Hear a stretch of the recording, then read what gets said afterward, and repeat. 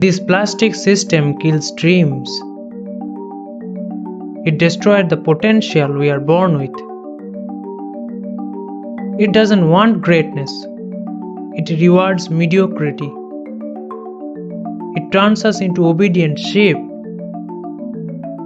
I wonder how ashamed Mother Nature must be to see us settle for a domesticated mediocre life, while there is this unimaginable talents and gifts it bestowed within us.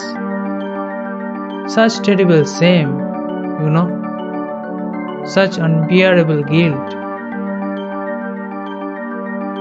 But what can I do?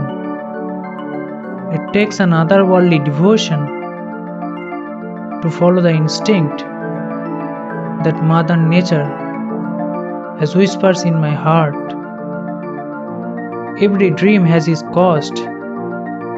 It requires sacrifices. It requires a kind of obsession which I don't have. And the sad part is, I cannot force it. I cannot create a sincerity which I don't have.